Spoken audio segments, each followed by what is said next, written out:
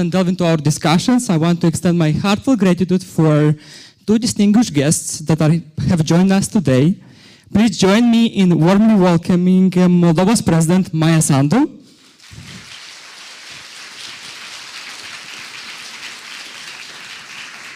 And of course, Belgian Prime Minister Alexander De Croo. Madam President, Prime Minister, your presence here underscores the importance of the topic that we are discussing today and your commitment to fostering a more united Europe. Thank you very much for being with us.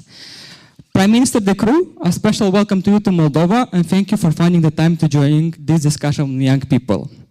And without further ado, it's really my privilege to invite President Maia Sandu to share her opening remarks. President Sandu, the floor is yours. I'm not sure it works. This one works. Okay. Thank you very much. Good afternoon. It's really great to see so many young people in this room and to have the chance to talk to a very close friend of Moldova, the Belgian Prime Minister, Mr. Alexander De Croo. We have excellent relationships with Belgium. You know that Belgium today is holds the presidency of the European Union, so it's even more important to have such good friends. You know that Belgium is one of the 6 founding countries of the European Union as we know it today. And you know that the EU integration is Moldova's most important country project today, because EU is about peace, first of all. EU is about democracy. EU is about the respect for human rights. EU is about opportunities for everyone, and especially opportunities for the young people. Young people are those who are going to benefit mostly from the EU integration of the Republic of Moldova. But we have to go a long way, and we have to work hard to transform our country and to maintain the support of the EU member states, and we do know that we have this support, and we're very grateful, Mr. Prime Minister, because you know that Moldova received a positive decision by the EU member states in December last year for the opening of the negotiations. We're working very hard, including under the presidency, the Belgian presidency. But here we have an opportunity today to talk about what EU means, what our common future in EU should look like. We have the opportunity to talk about challenges, because unfortunately we have a war next door. And including because of these dramatic challenges, we should work together better and more efficiently to make sure that we build a peaceful future and that we create a world that we all want to live in. It's really a pleasure to have you, Mr. Prime Minister, here and to have the chance to talk for the young people. Not all of them, but their representative to have the chance to talk to you. And I really hope that we have the questions ready and that we will all benefit from this discussion. Thank you very much, and looking forward to this very interesting discussion. Thank you very much, President Sandu, for your insightful remarks and the inspiring words. It's indeed a discussion here today, so after the opening remarks, we will open the floor for the question and votes. And the Prime Minister De Croo, now it's time for your, we're eagerly waiting for your remarks, please. Thank you, and dear Mrs. President, dear Maia, thank you for this incredible invitation. And for me, over the past 2 years, it's the 3rd time I come here, and I hope to be back many times in the future. You know, in the world of today, I think what is important is to have good friends. And have good friends that is on the personal level. Why is it important to have good friends? Well, it's because having good friends makes you richer. But good friends is important when, you know, you have a difficult day. when you have doubts, or when someone is challenging you, or when you're wondering what's the direction to go. That is important for you in your personal life. That is also important on the level of countries. And I have lived this whole European integration more or less from the start. I'm born in 1975. And the European Union, we started with 6 countries. It was only 6. And then step by step, I have seen it grow. 1992 was a big moment. And this European Union, always you had visionary leaders coming with ideas which at the first sight we thought, is this a good idea? One of the big things was you should be able to move freely throughout Europe.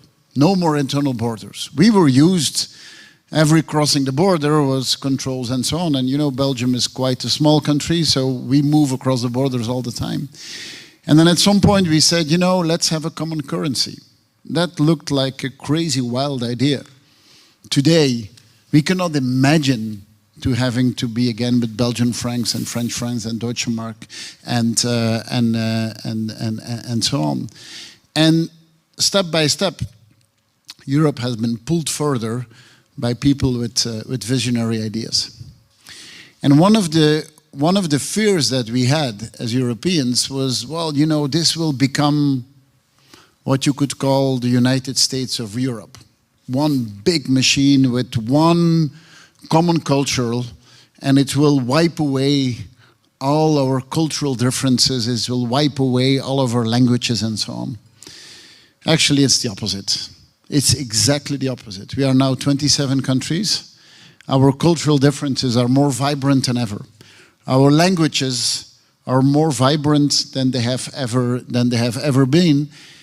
And our difference in opinion are more present than ever. Is that a problem? No. It's our strength. It's one of the biggest strengths that we have. And to us Belgians, it's at the core of who we are. We are a multilingual country. We are a multicultural country. We are a country with many different ideas. And my whole youth, I've always heard that it was a disadvantage, that it was something making life difficult. I'm convinced it's the opposite. It's one of the biggest strengths that we have, is to grow up with people around you who speak a different language, or to grow up with people around you who have different ideas.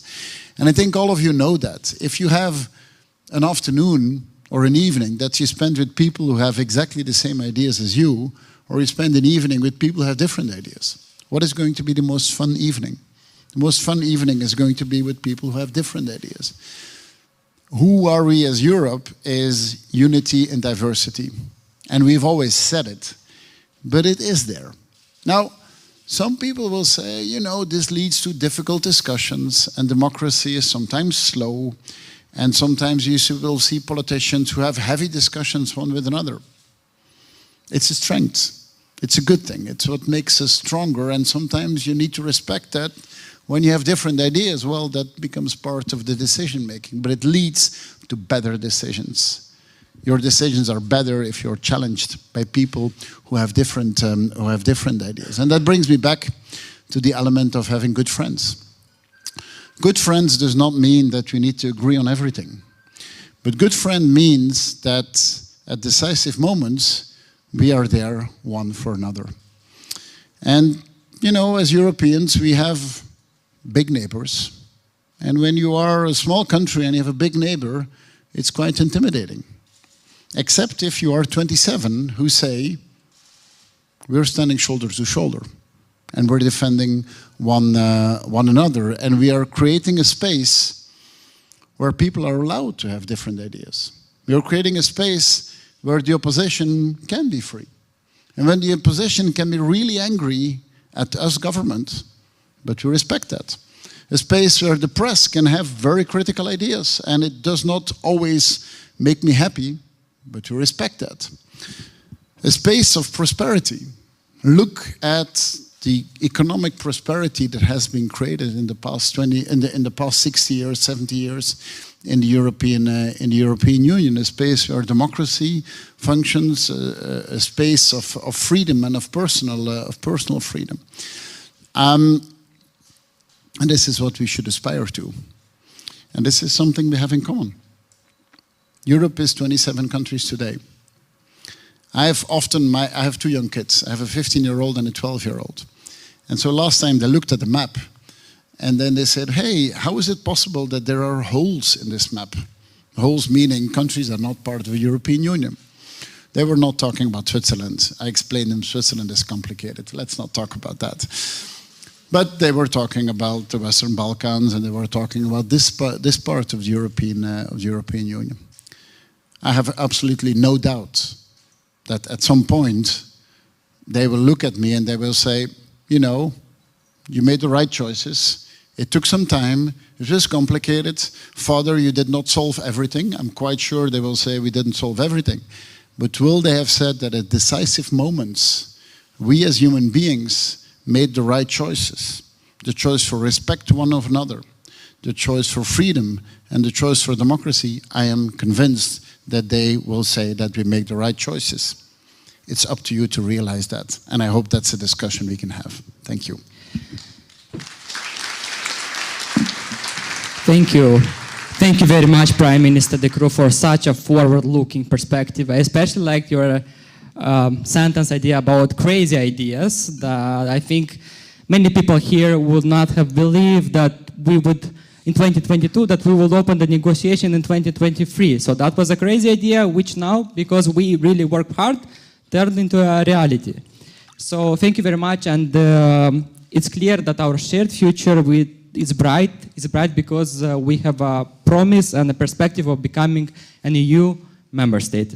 Thank you for that. I think now we will open the session, the discussion session. I hope it will be interactive and engaging. And this is a unique opportunity for you, for the participants, to voice your questions and thoughts directly to our esteemed guests, to whether it's about EU integration process, challenges we are facing as a country, challenges we are facing as a continent, or the role that youth is playing in the shaping today's and tomorrow's world. Every question is welcome here, okay?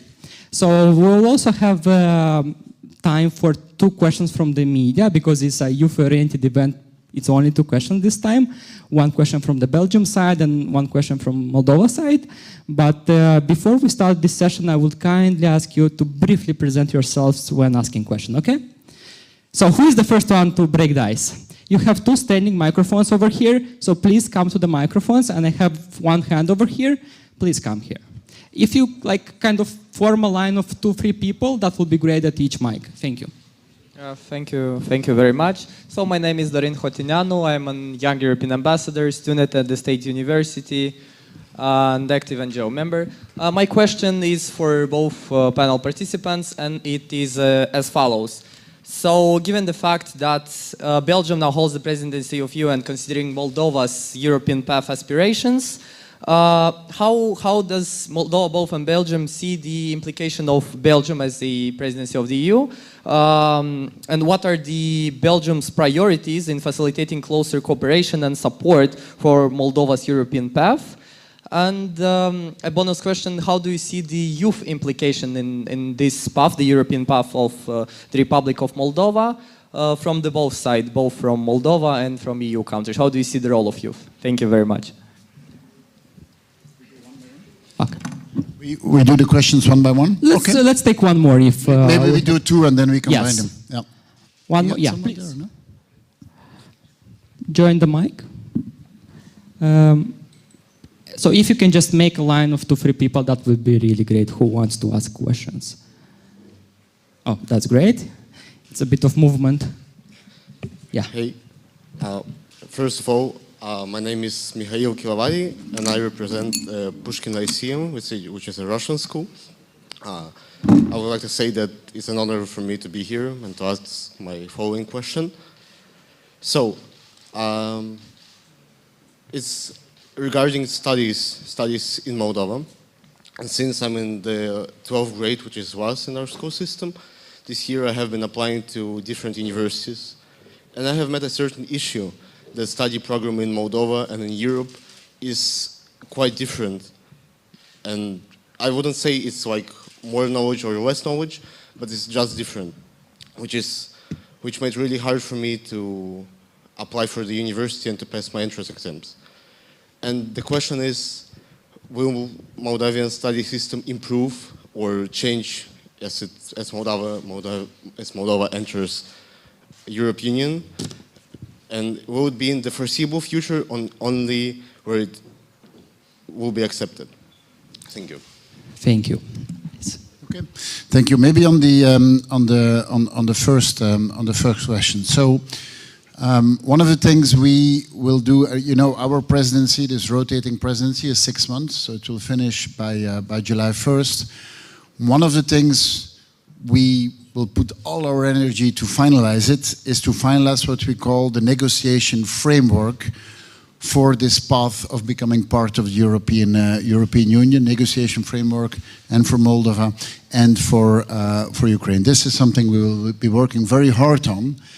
What you should know is that the process of becoming part of the European Union is a long process, and it demands a tremendous amount of effort, but you should not be afraid of it. If we see what has happened over the past years, in difficult circumstances, all the incredible work that has been done, you should not be afraid of it. You should be confident that it will take effort, but it is perfectly feasible to get there. And an amazing amount of work has been done, which is work that is maybe more on the technical side, and you will not see it in your daily life, but some of the changes that have been done are really the crucial ones that have happened. And it is with everything. You know, the world does not go forward with people having only great speeches. The world goes forward with people who wake up early in the morning, put their sleeves on, and get to work and do things which are difficult. The step you have to take are big steps. So how can we be partners in this? Well, you will go through this process of preparing, being part of the European Union. We need to do our homework as well, because we today are 27 countries. At some point we will be more, which means that our way of working needs to be prepared for the fact that maybe we're not 27, we might be 30, 33, something like that. So you have work to do, we also have work to do. And I need to explain it at home and say, you know, it's a bit on both sides that it needs to happen. You asked on what is the role that youth can play in it. You have so many possibilities to participate. There's so many things that you can do, and I hope that many of the very, very powerful European programs will become accessible to you much earlier than the moment you become part of this. Erasmus is probably a program which you know. This has been fundamental in Europe for my young generation. Yes, they're Belgian, but if you ask them the question, I think they're probably even more European. I mean, they have studied across the European continent, they travel, they have friends all over. It's one of the more powerful things that we can do, and it answers a bit also the question that has been asked by the person coming from Russian schools, is we need to open up our education systems and use this opportunity to study abroad. And then everything you learn back there, bring it home. Bring it home. This is where you will have the impact. This is what my parents always told me. Your achievement in life is also measured on the impact that you had for people around you. And, you know, the potential here is such a great potential. And it can go very fast. I mean, we've seen it with so many countries joining the European Union. That process after joining, it goes so fast. You have so many things that you can develop. So if you get the opportunity to study, if you were lucky to be able to study, give it back. You should use it to give it back to your own country. I gave a long answer. You will give shorter answers, Maia. You made my job easy, thank you. For the role of the youth, study hard. We will need to do a lot of transformation in this country, and we need very good specialists in all the fields. So this is a mid-term, long-term plan. For the short-term task, we need to prove it to ourselves and then to the EU member states that Moldova wants to be a EU member state, which means do talk to people about the benefits of the EU integration, do help us in tackling the disinformation about EU. You know what I'm talking about. So like for the next 6 months, there is a lot of work to be done, including by you, because you will be the main beneficiaries of the EU integration. You write about the universities, and we were just talking with Mr. Prime Minister on our way here that many bright young people from Moldova leave the country, they go for better universities, and the problem is not that they go for better universities, the problem is that they don't always come back. We are working on improving our universities. We want them to become competitive, even though it's okay, I mean, to also have kids who would go to study in Belgium or in other countries. But we need to continue to work to improve the competitiveness of our universities. Thank you very much. Now let's take 2 more questions, one from that side, one from this side, please. Yes. My name is Ariadna Dron, and I study at the Republican Aristotle Lyceum. And the question is both for the President Maia Sandu and for the Prime Minister. The question is, regarding the Russian disinformation and its influence on Moldova's mass media and the cyber war, and also the many influences that Russians have over our economics and politics, how can both the European Union and the Republic of Moldova assure that there is no outside interference in the European integration process? Thank you. And the next question? Hello everyone, my name is Iulian Ciobanu. I study at the Mircea Eliade Lyceum, and I got a question for Mr. Prime Minister De Croo. So, properly, what are the possibilities between the cooperation from our 2 countries in terms of our regional security and the strengthening the rule of law in our country and in our region? Thanks. Prime Minister. Well, first on disinformation, it's there. You're confronted with it. We are confronted with this. My first answer would be, we are much smarter than that. And you know, disinformation is trying to play on fear, and it's trying to play on emotions. It's trying to play on basic instincts. Come on, we're smarter than this. When you see something which looks not credible, use your brain, investigate it, ask questions. You are the generation that has never had as much access to information as no one ever has had so much access to facts, to data. Still, non-factual things are having an influence. That's up to us to debunk them, to show that it is wrong, to make fun of it.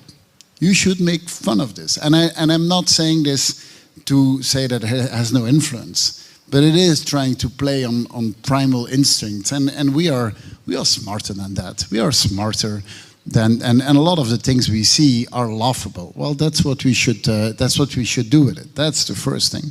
Second thing, of course, yes, is we need to make sure that we have quality media. And quality media means that the freedom of press is being guaranteed.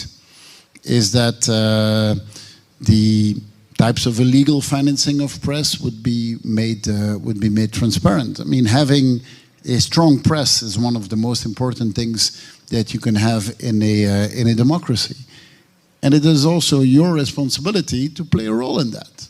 I mean, quality media needs to have a viable business model, and that is because people enjoy reading that something that makes their brain smarter.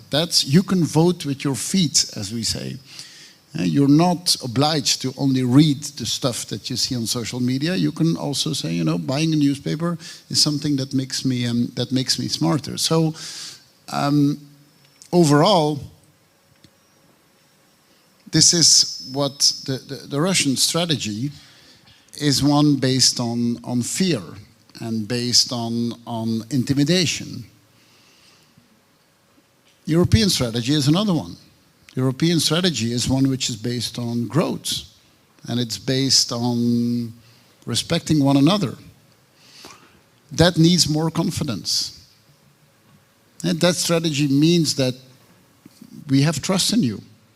And you might sometimes have crazy ideas, and sometimes our thinking might be, wow, this is something really weird. But my reasoning has always been, when something really weird is there, is like, okay, let's try it. You come with something really weird in Russia, you won't go very far.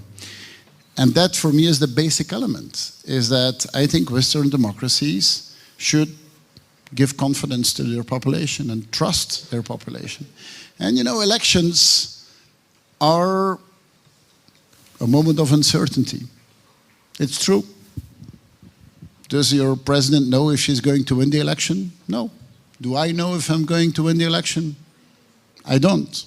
But that's dealing with that uncertainty is what makes us a strong society. You have an election in Russia, there's only one uncertainty. Does the president win with 95% or with 85%? That's the only uncertainty that is there. And you know that political opponents have a difficult life. So that's in the end what it is about. It's an exercise in trust. I've learned over the past decades that if you give trust, you get trust back. If you give distrust, you get distrust back. So I hope we believe in trust, and we believe that you give freedom to human beings, you give them freedom in general, they do smart things with it. What was the second, sorry? Regional security. Regional security, that was a complicated one. I will leave that to you, Maia. No. Yeah, of course we have a role to play, an important one. And fortunately we do it as a club. And we do it with European member states, and we do it within NATO. And our unity in supporting Ukraine has been there from day one, and it's still there, and it's stronger than it has ever been. This is an atrocious war. It is not respecting any of the international obligations. It is showing the brutality. No one would have imagined that 70 years after, or almost 80 years after the Second World War, that something like that can still happen on the European continent. But we've been always very clear. We will provide support to Ukraine and to Moldova, and we will provide the support that is necessary. And if it's necessary that it is a lot, it will be a lot. And if it is necessary that it takes a long time, it will be for a long time. And in the meantime, both countries are doing all the efforts to become part of the European Union. Who would have thought that 5 years ago? If you would have asked that question 5 years ago, would Moldova, if 5 years ago you'd have asked, Moldova is on a fast track to become part of the European Union, no one would have believed it. If 5 years ago you'd have said that Sweden and Finland would become part of NATO, no one would have believed it. So things that often look difficult, sometimes things change, and then things go fast, and that's a good thing. You know, it's us human beings who can change it. And I'll just say that we'll continue to work very hard on the rule of law, and that we're also working on cybersecurity. This is one of the areas that this country hasn't done anything until now. So now we have to compensate, and the government is working on that because it's an important element of the security. Thank you. From that line. Thank you. Hello, my name is Teodora Drucek. I'm a young European ambassador, and I'm currently studying in the Netherlands. I have a question about some news that went public yesterday about a law proposal from Romania, which says that it foresees the possibility of that Romania can send troops abroad in order to protect its citizens. So this is another sign about the importance of European security. So my question would be, given that we have hundreds and thousands of people with the Romanian citizenship that live on the territory of the Republic of Moldova. How do you see this proposal, and how might it affect the European Union and Moldova's progress towards it? Thank you. Well, sorry. President, please. Okay, I'll just answer that because I understand this is a question mostly to us. You know that Romania has been always supporting Moldova in good and in difficult times. You know that the President of Romania, Klaus Iohannis, has been saying many times that Romania will not abandon Moldova in difficult times. And we do count on Romania's support, and we do count on other EU countries' support. And the most important task for us now is to preserve peace in Moldova, and we're going to do everything to preserve peace in Moldova. Thank you very much. Let's take 3 more questions if you allow me, because we have 25 more minutes. So please, 2 questions from here and 1 from there. Okay. Hello. My name is Kandarji Mircea. I'm from Spiroharet Lyceum, and also I'm a member of Young Diplomat Association. So I have a more speculative question about the future of the EU. So as we know, right now, majority of member states are from Western and the central regions of Europe. But what do you think in the future? Would the EU expand to include states which are not from Europe? And would you like that to happen? How do you see the future of the member states and the future border of the EU? Thank you. Interesting question. Next one, please. Glad to see you here. My name is Stella Postolaki. I'm also a member of Young Diplomats and Young European Ambassadors. So my question will be, what strategies in the Belgian government implementing to encourage voter turnout and engagement in the upcoming European Union elections? And how does the government plan to address concerns about EU-related issues during the campaign period? Thank you. It's a very good and timely question. And 1 more over there. Hello, my name is Gabriel Kiriak. I'm from Young European Ambassadors and Young Diplomats. OpenAI claims that Albania plans to speed up the accession process by using ChatGPT to streamline legal processes and align with EU standards. What do you think of such practice, and do you think Moldova should use it as well? Several very interesting Those are great questions. First of all, on extending the European Union, I mean, there is quite some parts of the European continent which are not part of the European Union yet. So the Western Balkans has been a long process, and we see that there is actually quite some good evolution happening. And of course, here Moldova and Ukraine will enter in this process. So I would think doing that well is already quite a thing to realize, and especially making that function. Today, 27, it's good to be 27, but sometimes it's hard because we have different opinions, and we are often, as European countries, being challenged by other big blocs in the world which do not always have the same type of democratic process. So what is important to me is that the European Union is a values project and an economic project. And the values, we talked about it. It's respect of the rule of law, it's democracy, it's freedom, it's tolerance, it's all those things. And the economic part is linked to that. To me, those values are human values. They're not linked to one or another religion. And I know that is discussion that often was part of it. To me, that's not part of that discussion. But so let's maybe try to do the 7-8 countries that are in the scope today. About voter turnout, so Belgium is one of the only countries that we don't have the obligation to vote, but we have the obligation to show up. So the law says that you need to show up at the vote. You're not obliged to vote. So if you want to draw Mickey Mouse on the voting ballot, you can. It's not forbidden. It's better not to do that. It's always better to give your vote. But in principle, you're obliged to come to the vote. Though over the last years, I mean, we haven't really been prosecuting people who did not show up to the vote, but the voter turnout in Belgium is really high because of that. This year will be the first time that for European elections, you can vote, you have to vote from the age of 16. I think only Germany, Austria, and Belgium have that. Might be a few others, but there's not that many countries that have it. And I have to say, at first, when that idea came up, I was not 100% convinced.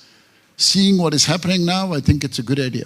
Because you really have a discussion within the Belgian youth now on, okay, this European election is coming and what is going to be my vote? And you really have a debate among a young generation that is happening. And I'm actually happy that happens. And so your question on how do you engage in European Union, well, this is one of the ways, is to open up the vote from the age of 16 on. Using AI, you know, AI is a tool and human beings have always used tools. And this is a very powerful tool, and we haven't really figured out 100% to do it in the most efficient and the most safe way. But this is something, I'm not a big fan of the word artificial intelligence. To me, I would rather call it augmented intelligence. And augmented intelligence means that it's improving our own intelligence. It's not so much artificial, it's just improving what we can do. So if the Albanians want to use it to make their work better, yeah, of course, why not? And all of our governments are starting to do that in specific domains. Now, should we use it to write legislation? Not 100% convinced on it, but I think we should take away a big part of our fear. Yeah, use it, why not? It can only make our work better. Thank you very much. We have one question from the Belgian media. Yeah? Thank you. Maria Audrescu for La Libre Belgique, and the question also from l'Echo. A question to President Maia Sandu. You mentioned the Russian war in Ukraine. You mentioned as well the priority to safeguard peace in Moldova. But how would you describe the level and the nature of the Russian threat in Moldova? What is your biggest fear for the future? And what do you expect from the EU and from the Belgian presidency to help you overcome this challenge and avoid worse scenarios? Thank you. President, please. Thank you. The threats coming from Moscow is not new to Moldova. Things have been happening before. We all know the energy blackmail. Thanks to the government efforts, today Moldova cannot be blackmailed anymore by Kremlin on gas, on electricity, on energy in general, because we have managed to diversify. We have seen many attempts to destabilize the situation with paying people to organize violent protests. We even have seen a plan to take the government down again through violent measures. And then, of course, disinformation. This is the biggest propaganda, and disinformation. This is the biggest issue. In addition to the fact that Russia does not respect Moldova's neutrality and keeps its soldiers on our territory, despite the fact that the government, our people, do not accept this. So this has been there for a while. Russia does not want Moldova to develop, to be a free country, to choose its present and its future. But we should focus on what we can do, not on what Russia is doing. And we have been working, and as I said, to make sure that we have our energy independence, that we are not dependent on Russia, that we have our economic independence. And if you look at the figures, you will see a significant change in the structure of Moldova's export, of Moldova's trade. Today, more than 60% of Moldova's exports go to the EU, and this speaks about the true interest of the country. So, of course, we have to continue to work so that our institutions will be stronger, to protect our people. I've mentioned cybersecurity. We have a new national security strategy approved by the parliament at the end of last year, which states very clearly that Russia represents one of the two biggest threats to our country. Russia's aggressive stance towards Moldova. The second one is corruption, and we have to work very hard, to continue to work very hard on tackling corruption. We do benefit from support from Belgium, and we do benefit from support from EU. We have been able to go through these difficult years since the war has started, thanks to the support. We have received support from Belgium to deal with the refugee crisis. We have been receiving support to improve our security sector. We have good economic cooperation, and developing the economy is very important, including to consolidate the democracy. And the most important part is the openness of Belgium and of other EU countries for Moldova's EU integration path. This is the most important support, and we're very grateful for that. Thank you very much, Madam President. Let's have 2-3 more questions. One from that side, 2 from this side. Hello. My name is Dumitru Frunza, and I represent the Young European Ambassadors. I'm an environmental activist, and I was wondering what exactly is Belgium doing about climate change, and how can it help Moldova fight climate change as well? Thank you. Please. Hi, my name is Julieta Căpățână. I'm studying at Aristotle Lyceum, and I wanted to ask both parties if the government is working together to improve quality access to education to all the students from Republic of Moldova. And let's take one more short question from that side. Sorry? Hello, my name is Alexander Popov. I'm from the Lyceum Mircea Eliade. And one of the main problems Moldova has is that its bright students are leaving to go study abroad, mostly EU and US. Sometimes more than half of the entire class after graduating the Lyceum goes abroad. How do we stop this, encouraging young, bright people, such as the ones present in this room today, to stay or to return in the Republic of Moldova? Thank you very much. Let's start with the climate change. I'll start on climate change then. Achieving our biggest endeavors, and this is by far the biggest challenge we have as human beings. We are going to achieve it with innovation, with technology, and with progress. So it's not by stopping economic growth and by putting our gear in reverse that we're going to get there. And this means that you need to find a balance between an economy that is still supporting it, but that is doing the right objectives. And so it is with more investment, more growth, and more job growth that you're going to realize this. And, you know, the technology that we needed, it's there. It's not that something needs to fall from the sky or something amazing needs to be invented. The combination of windmills, photovoltaic, nuclear energy, hydrogen, we will need everything.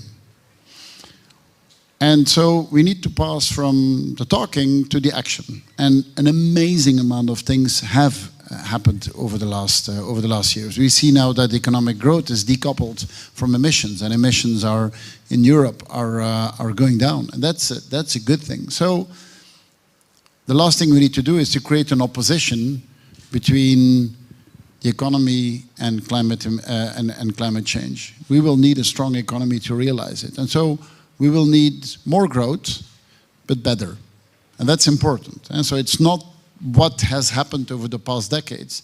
It needs to be in a different way, and we Europeans, we're leading in this.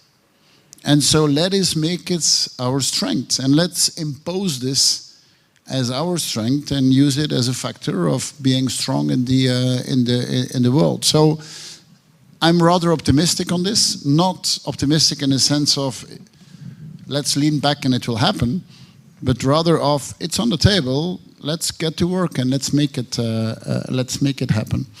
On the foreign students, look, there is nothing wrong with studying abroad.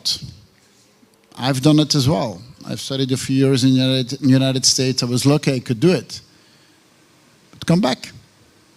Go abroad, get great education, be immersed in another culture, in a different environment, but then use it where you can have most impact. And that's the whole question, is where do you have most impact? And you will have most impact in your home country. So I'm definitely not against, and I understand that you say, you know, let's keep bright minds here. I guess that's part of the work. But I don't believe that by taking something away from people that you will make them happy. If they can go, if they have the occasion to go, give freedom to people and trust them that they will come back. Maia, we'll let you do the other questions. Well, on the environmental, on the climate change, I have a task for you. Plant at least 20 trees per year. So you can plant 10 in the spring season and 10 in the fall season. It's too late now for the spring season, but for the next season in the fall. And make sure that every single year you plant 20 trees. And if you multiply this by the number of adult population, you'll see that we will make a significant contribution. But you should make a serious commitment, because this is not just something to say. This is very serious. And you know that we have a national forestation program, and that we're trying to increase significantly the areas covered by forest, because this is one of the main responses to climate change. Access to education is going to improve once we become an EU member state, so it's going to be easier for students from Moldova to go to other universities in other countries, in EU countries. In the meantime, as I said, we should continue to make efforts to improve our universities. And I do agree that we should get the best education we can get, but then you should also know that if you look for a professional, for a real professional challenge, and you should look after you graduate, then Moldova is the best place for a real challenge, professional challenge. You're not going to find such professional challenges somewhere else. And that's going to be very good for your career, because the things that you're going to learn by participating in Moldova's EU transformation, by participating in economic processes that this country needs, this kind of experience is going to be extremely useful later on during your career. Thank you. 3 more questions. Two from that side. Monsieur Prime-Ministre, ma question c'est en français parce que... Can you please, take the mic out, or... Monsieur Premier Ministre, ma question c'est en français parce que je connais la langue française et une langue officielle en Belgique. Je m'appelle Nicolas Tchernomaz, je suis élève au lycée Aristotel et je suis un jeune ambassadeur européen. Ma question est comment est-il possible pour la Belgique d'avoir une balance entre la Wallonie française et la Flandre néerlandophone? Est-ce qu'il est compliqué pour parvenir à une décision collective dans ces pays quand il y a beaucoup de différences entre ces deux provinces? Et quelles leçons peut notre pays, la République de la Moldavie, prendre quand nous avons une très grande diversité démographique, ethnique, linguistique et autres? Merci. Thank you. Merci beaucoup. One more question and we will have to wrap up. Hello. My name is Amelia. I'm very glad to be here today. I take it as a great opportunity. I'm a young European ambassador. I study at the Spiru Hairet Lyceum. And so a Romanian modern philosopher encourages us to ask ourselves what is lost when something is gained. I hope that my question will be taken as one that aims to look at the future in a reasonable way. And so now it is quite clear what Moldova and the EU will gain in the integration, if or when the integration will take place. And so my question is, what will be lost? Please. I need the next question now, so I can think. Good afternoon. My name is Victoria Botezato and I'm a student at Mircea Eliade Lyceum. given the fact that I'm representing the young generation, I'd like to ask you a question about the possible future opportunities for young people. So, would there be any exchange programs or internship years for young people that want to study or work in Belgium, or vice versa, that want to study or work in the Republic of Moldova? And if so, I think it is crucial for to offer young people the right network and knowledge of our future outcome and a bright future in the European Union. Thank you. Thank you. Thank you. So first of all, you talked about Belgium being a bilingual country. That's not true. We are a trilingual country. Dutch, French, and German as well as an official language. But if you walk around in Belgium, it's not a trilingual country. We are a multilingual country. You will walk around in Brussels and you will hear all the languages of the world. We are the second most international place in the world. Number one is Dubai, number two is Brussels. As I said in my introduction, it's one of the biggest assets that we have. Is because if you grow up in an environment with different languages, your brain develops in a different way. Now, a federal country, yes, a federal country can be complicated sometimes. But are we more complicated than other countries? No, not at all. We are one of the most wealthy countries in the world. There is not many countries where your population is wealthier than in Belgium. We have a purchasing power which is incredibly high. You might think that Belgium is the country of chocolate and beer and so on. Yeah, our chocolate and beer is good, but we are a country of innovation. We are one of the leading countries in healthcare, one of the leading countries in renewable energy, in nuclear energy and so on. This is what we are, and we have no natural resources. We don't have gas, we don't have coal, we have nothing. The only thing we have is this and this. Yes, the only thing we have is us Belgians. We grow up in a tolerant environment and we have great education and we are in general better at solving problems than at creating problems. And that's who we are. And we are mini Europe. We're the small version of Europe. And Europe is the same. We have many different languages and many different things and so on. Difference is our strength. Don't let people tell you that differences make life hard. This is what the extreme parties try to tell.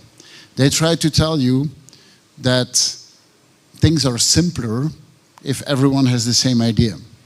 That things are simpler if everyone has the same culture or has the same heritage. It's not true. It's a false simplification. And in the world of today, there is no simple solution. So don't let them tell them that, oh, it's easy, you need to do this, this, this, or kick out these people or discriminate these people. That's not how it works. It's false simplifications. About what do you lose? Yeah, there's one thing you lose, is insecurity. That's what you lose. Now, is that a problem to lose it? I don't think it's an issue. Honestly, I cannot see any disadvantage of being part of the European Union. There was this fear that there would be a dominant culture that would wash away our culture, and that's not what happened. Our diversity. If there is one thing that the European Union does well, it's protect minorities. And that is also what democracy is doing. Sometimes people say democracy is the power of the majority. That's not 100% true. A true democracy is the one that also respects the minority opinions. That is a majority has no free way to just impose anything that they want to do. Respecting minorities and using the opinion of minority, that's what makes a strong democracy, and that's, I think, what makes a strong Europe. Just wanted to add that, of course, there is going to be exchange programs. I can't say exactly how this works, but yes, this is part of the benefits, especially for the young people. Yeah, thank you very much. Unfortunately, we have to wrap up because of the very busy and tight agenda, but I want to thank you for active participation and insightful questions that made the discussion not only productive, but also a truly inspiring one. To President Sandu and Prime Minister De Croo, thank you very much for finding the time. Please join me in a round of applause for our guests.